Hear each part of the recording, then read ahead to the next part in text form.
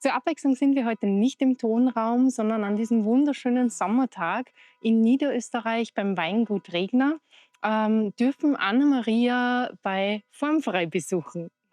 Servus Anna-Maria. Herzlich willkommen, hallo.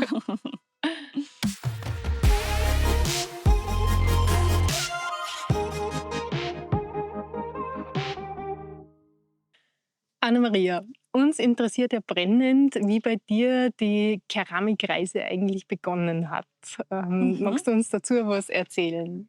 Ja, das mache ich sehr gerne. Und zwar ist es bei mir ganz interessant. Ich war in meiner Kindheit schon sehr oft mit Keramik in Verbindung, weil meine Mama sehr gerne getöpfert hat. Mhm. Und ich habe sie dabei gern beobachtet und verschiedenste Abdrücke ausprobiert im Ton, Ah, aber tatsächlich selbst zu töpfern hat mich nicht interessiert. Das heißt, ich war immer wieder damit in Kontakt, aber wirklich das jetzt selbst umzusetzen, war überhaupt nicht mein Ding zu dieser Zeit. Und ich habe dann in meiner Schulzeit natürlich auch immer wieder getöpfert. Das ist in den meisten Schulen in ja. Österreich so, dass man das Töpferhandwerk kurz mal kennenlernt. Und auch da hat es mich noch nicht gecatcht. Es war dann bei mir so, dass im Zuge meines Studiums, ich habe Pflege studiert, und im Zuge dieses Studiums habe ich begonnen zu töpfern. Ich habe nämlich ein Praktikum in einer Reha-Klinik gemacht. Und in dieser Reha-Klinik war es so, dass wir mit den Patienten gemeinsam in einer Töpferstube die Motorik stärken durften. Und die Patienten hatten die Möglichkeit, verschiedenste Teller zu töpfern für zu Hause und so einfach mit den Fingern etwas zu tun. Und als ich mit den Patienten dort gemeinsam an einem einzigen Tag getöpfert habe ich mir gedacht, wow, so schöne Teller kann man da machen mit Häkeldeckelabdruck, mit Blätterabdruck und. Und so bin ich dann irgendwie zum Töpfern gekommen. Also ich bin dann nach Hause und habe begonnen zu recherchieren, hatte die Idee dann selbst eigene Teller zu töpfern und ja, so ging meine Keramikreise los. Das ist ja wunderbar. Also mit den Voll. einfachsten Mitteln Ja. eigentlich hat man schon wunderbare Dinge gestaltet. Mhm. Nicht? Mhm. Das Mhm. ist das dann, was dich tatsächlich so am Ball hielt, oder? Also Ja. der Reiz. Ja, ich glaube, es war dann tatsächlich auch einfach diese vielen Möglichkeiten, die man Mhm. hat, Mhm. die vielen verschiedenen Materialien, die vielen verschiedenen Methoden, die man anwenden kann. Und ich finde einfach, dass jeder Künstler oder Keramiker oder Handwerker sich total selbst verwirklichen kann. Ja, das macht es spannend auch, Total, gell? ja, Oder hält es spannend, sagen wir genau, so. genau, ja. Also gab es dann nach dieser Zeit eigentlich einen Moment, wo du für dich entschieden hast, aus dem mache ich jetzt meinen Beruf? Mhm. Ja, also ich würde sagen, das war ein Prozess. Mhm. Und ich habe das Gefühl, das ist es auch immer noch. Also es war so, dass ich eben in meinem Praktikum damals einmalig mit den Patienten gemeinsam die Teller getöpfert habe. Und es hat mich eben total gecatcht. Ich habe mir damals dann gedacht, wow, ich könnte jetzt für zu Hause unsere eigenen Teller töpfern. Und ich habe dann begonnen, in der Gartenhütte meiner Eltern zu töpfern. Also ich habe Bücher gelesen, ich habe ganz viel auf Social Media recherchiert und ich habe so einfach gestartet zu töpfern und mir dann, ich glaube, nach 1 oder 2 Jahren auch tatsächlich einen eigenen Ofen gekauft und habe einfach mal für mich durchgestartet. Und ich habe immer schon sehr gerne fotografiert und auch einfach mit dem Handy gefilmt und habe das dann von Anfang an auf Social Media geteilt, aber ohne da jetzt ein großes Ziel vor Augen zu haben. Mhm. Und es war so, dass ich das geteilt habe und dass das Interesse extrem groß war und viel größer war, als ich das erwartet hätte. Und ich habe dann gemerkt, okay, wow, das könnte viel mehr werden als mein neues Hobby neben meinem Vollzeitberuf als Krankenschwester. Das könnte auch eventuell mal mein Beruf werden, mein Vollzeitberuf. Und ich habe aber gewusst, bis ich dorthin komme, ist es noch ein längerer Weg und dafür müssen auch noch einige Dinge gelernt werden und auch Prüfungen absolviert werden. Und ja, ich habe dann einfach langsam vor mich hingetöpfert und immer mehr gelernt und Mhm. dann auch intensiver begonnen, Kurse zu nehmen als Teilnehmerin, um auch Mhm. einfach mein Wissen und meine Expertise zu verbessern. Und ja, so ist es dann langsam gewachsen. Das heißt, der Weg von den Kursen dann tatsächlich zu einer Marke, Mhm, wie es ja formfrei eigentlich jetzt ist, mhm, hat dann wie lange noch gedauert? mhm. Oder? Das hat sicher, also den Namen Formfrei, den hatte ich sehr Mhm. früh. Mhm. Ich habe jedes Mal, wenn ich ein Stück an der Töpferscheibe abgedreht habe, hatte ich das Bedürfnis, da irgendwas reinzustempeln, ähm, irgendwas reinzugravieren, was einfach daran erinnert, wer das gemacht hat. Mhm. Und ich habe dann sehr lange nach Namen recherchiert und ich wollte auf keinen Fall meinen eigenen persönlichen Namen nehmen. Mir war sehr früh schon bewusst, dass ich gerne einen Namen oder ein Logo hätte, was am Boden von meiner Keramik Mhm. reingestempelt wird. Und ich habe dann einfach recherchiert, welcher Name da gut passen könnte. Und ich habe dann verschiedenste Wörter aufgeschrieben, die für mich meine Keramik widerspiegeln. Mhm. Und da war eben ganz viel Kreativität, ganz viel Freiheit, ganz viel Formen. Und so ist dann dieser Name Formfrei entstanden. Und für mich ist einfach die Keramik nicht nur, ich produziere Geschirr, sondern es ist eine Art von Freiheit für mich, weil ich mir so einfach wirklich meinen Alltag frei gestalten kann. Mhm. Und auch durch die Selbstständigkeit als Keramikerin kann ich mir mein Leben ganz flexibel einteilen. Und es war mir auch wichtig, dass dieser Name, der unten auf meiner Keramik draufsteht, irgendwas bedeutet und das eventuell auch in dem einen oder anderen etwas anstößt. Mhm. Und formfrei soll uns einfach jeden Tag daran erinnern, dass wir unser Leben ganz frei selbst entscheiden. Also das Leben folgt der Form, die wir ihm geben. Ah, okay. Jeder Mensch hat selbst in der Hand, wie sein Alltag aussieht oder wie sein Mhm. Leben Mhm. aussieht. Und ich finde, es gibt leider viel zu oft Menschen, die in irgendeiner Routine drin stecken oder in irgendeinem Strudel drin stecken und da schwer wieder aussteigen können Mhm. und die dann nicht den Mut aufbringen wollen, dass sie etwas verändern. Und die formfreie Keramik soll einfach so ein bisschen die Erinnerung daran geben, dass man jeden Moment neu entscheiden kann. Das ist so generell eigentlich sehr passend, weil der Werkstoff Ton ja, auch diese Möglichkeiten bietet, nicht? Also, Mhm, mit der mhm, Haptik, mit mhm. dem Beschäftigen, mit dem Konzentrieren auf eine Sache, nicht? Ja. Und gleichzeitig Formgebung. Man gibt Form für etwas, was haltbar ist, was Mhm, einen immer wieder mhm. an schöne Dinge eventuell auch erinnert. Mhm, Genau, mhm. ja, Das stimmt. das macht's sehr interessant eigentlich und sehr spannend Ja, wieder. das stimmt. Ja, Das ja, stimmt, ja, ganz ja. genau. Nett gewählt. Mhm, mhm. Also, so ist dann der Name formfrei Mhm, entstanden und, mhm. ich bin sehr glücklich bis heute damit, ja, Das ist schön. voll. Auf den Weg zur Selbstständigkeit, kannst dich du an Hürden oder einschneidende Erfolge erinnern, Mhm, die wo du dich gern nur zurückerinnerst, mhm, so mhm. generell? Ja, da gibt's einige Hürden, die ich hatte und auch einige Erfolge, die ich, Mhm. erleben durfte. Und es ist so, dass ich fange vielleicht bei den Erfolgen an. Ja, gerne. Ich habe dir ja schon erzählt, dass ich begonnen habe, auf Social Media mein Handwerk zu zeigen Mhm, und meine Keramik zu zeigen. Und das Spannende war, dass meine Community ganz viel Interesse an Workshops hatte zu Beginn. Das heißt, ich habe mir dann überlegt, okay, also es war die Frage da, möchtest du nicht auch Workshops anbieten? Und ich habe mir dann eben überlegt, wie ich das gestalten könnte und wie ich das machen könnte und habe dann begonnen, einfach mal so Probeworkshops stattfinden zu lassen, noch bei meinen Eltern damals in der Gartenhütte. Und die sind extrem erfolgreich gewesen.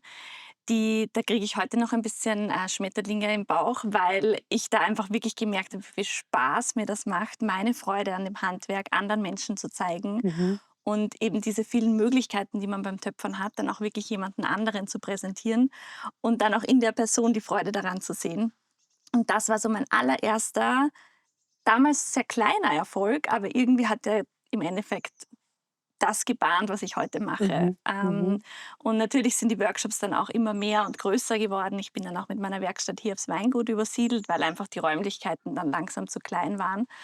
Und ja, ich durfte dann auch ganz tolle Interviews mit Magazinen führen und hatte da ganz viele tolle Artikel auch in Zeitschriften, die dann auch wieder ganz neue Teilnehmer gebracht haben. ja, das ist wundervoll. Jetzt habe ich nur die positiven Dinge erzählt, gell?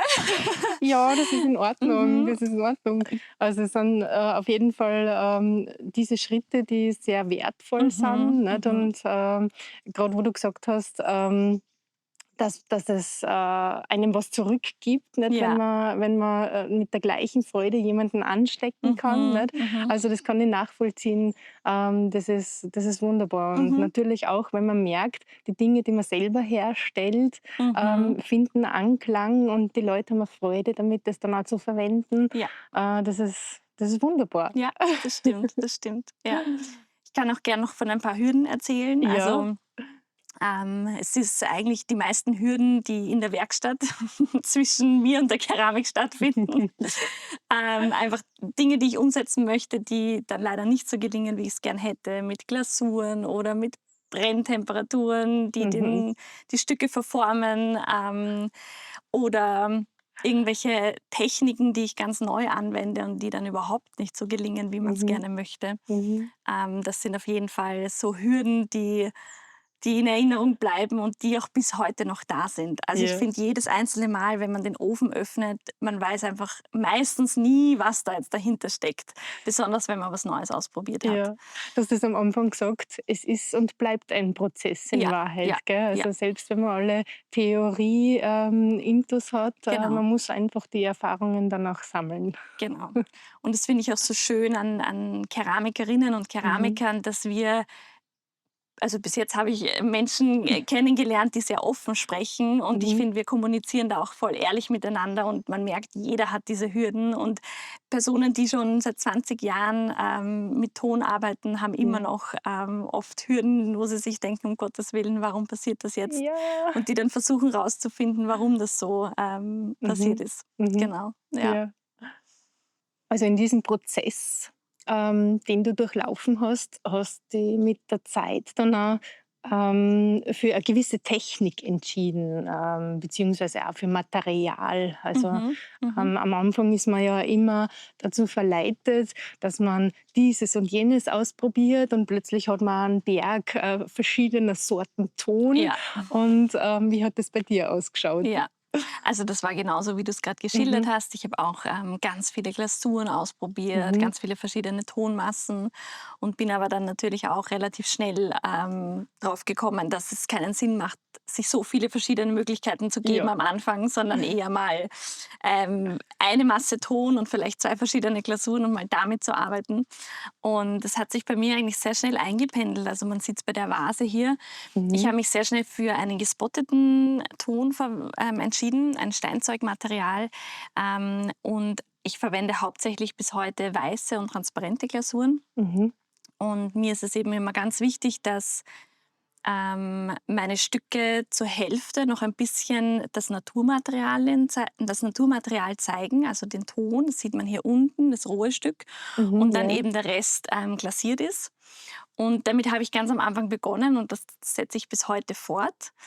Ich arbeite an der Plattenwalze, also alles, was in Plattentechnik entsteht, sind hauptsächlich Mhm. Teller und Schalen. Mhm. Es wird an der Plattenwalze gemacht und die meiste Zeit sitze ich an der Töpferscheibe, wo ich wirklich Vasen, Teller, auch Schalen, Tassen, Becher produziere.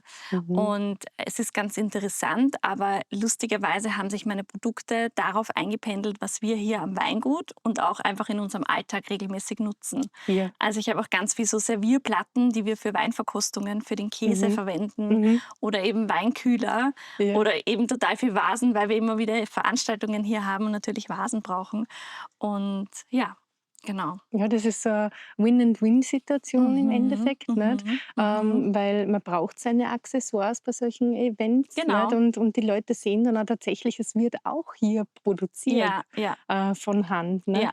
Und, dieses, ich hätte jetzt bald gesagt, skandinavische, Design oder dieser Stil Mhm, einfach mit mhm, Naturmaterial und weißer Glasur, mhm. ist einfach auch zeitlos Ja, und immer passend, nicht? Und ja. macht das Ganze, ein bisschen, ja, vielleicht sogar 'n Tick gehobener, Mhm, hätte ich mhm, jetzt gesagt, mhm. passend zum Weingut, nicht? Ja. Ja, es ist auch, a sehr schöne Sache an und Mhm, sich, mhm. gell? Hast du dann in Zukunft, noch andere Projekte in der Hinsicht, also was, Form und Material angeht, noch vor? Mhm.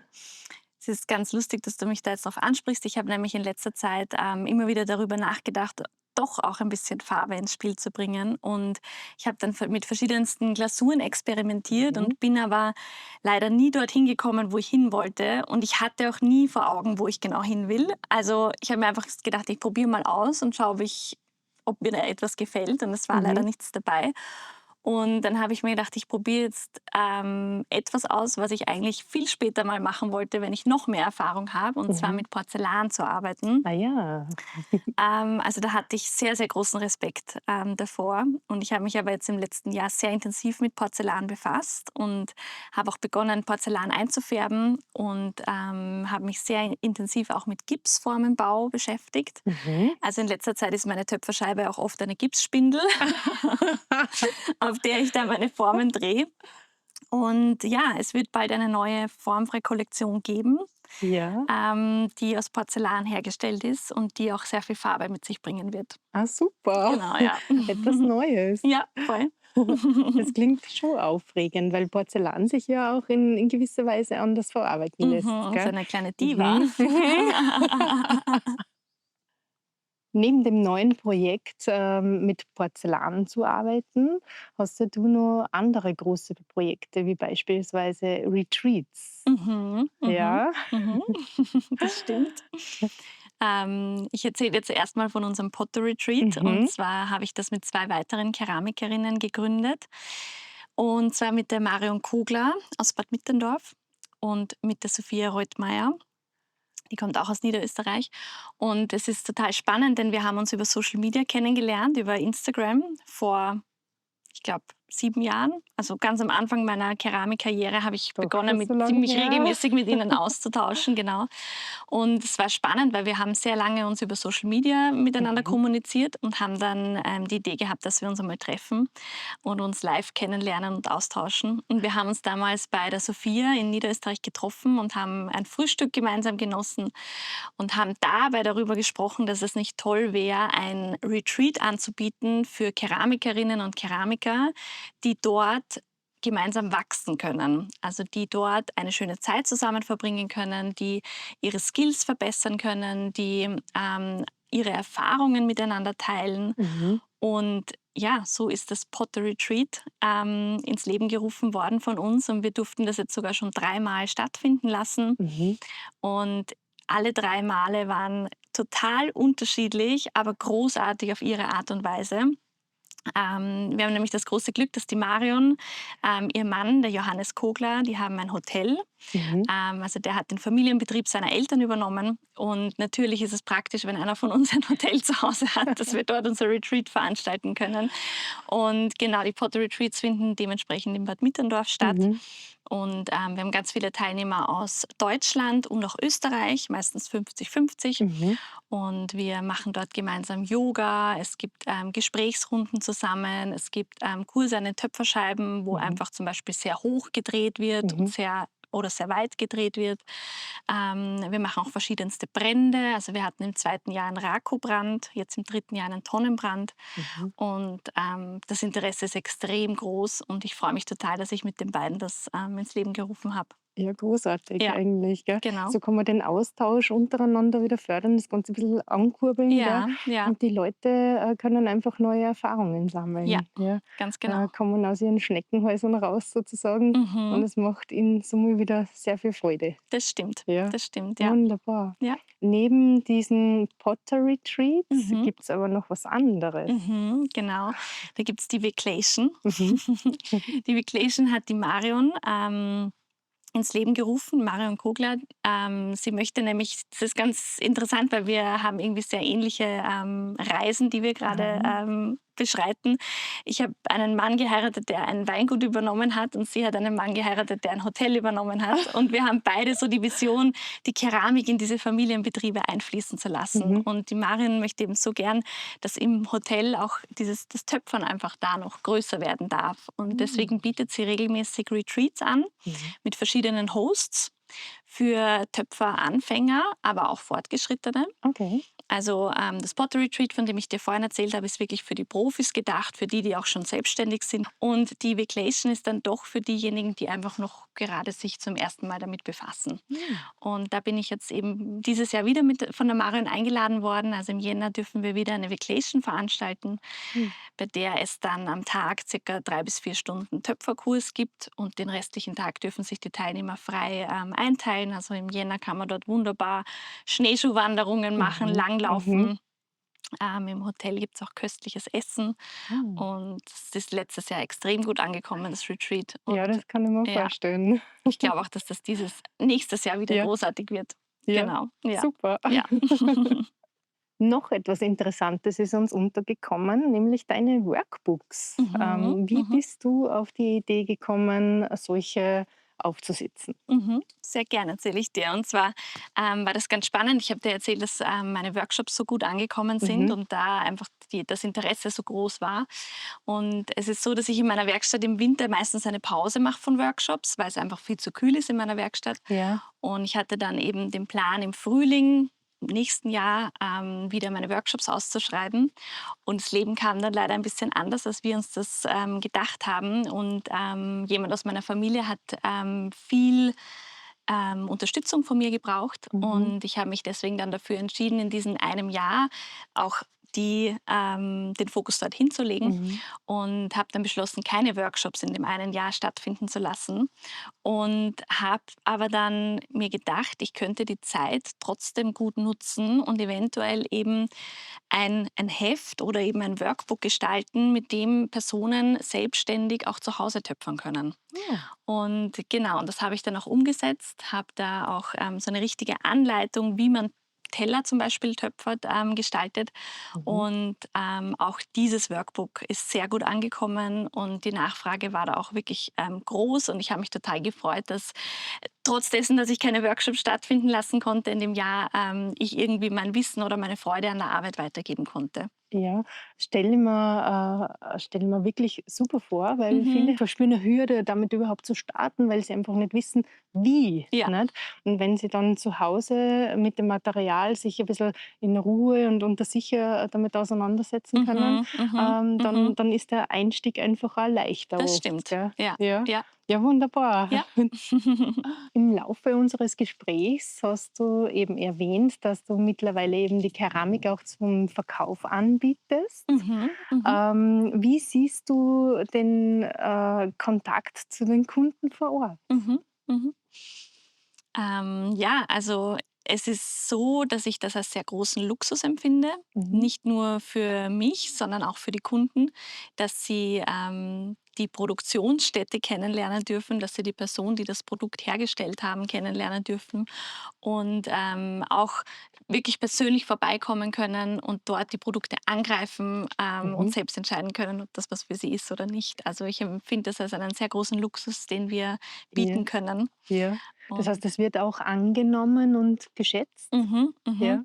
Also, es ist so, dass wir ja hier im Weingut, einen großen Verkaufsraum haben Mhm. für den Wein und auch den Schnaps und die Säfte, die hier produziert werden.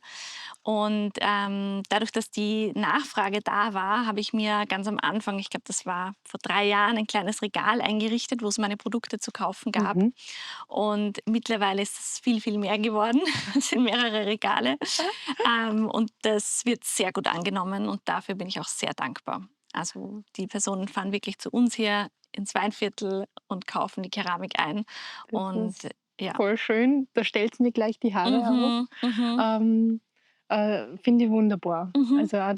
dass es wirklich so Anklang findet, Ja. weil es grundsätzlich eine wunderbare Sache, eine schöne Mhm, Sache ist. Gell? mhm.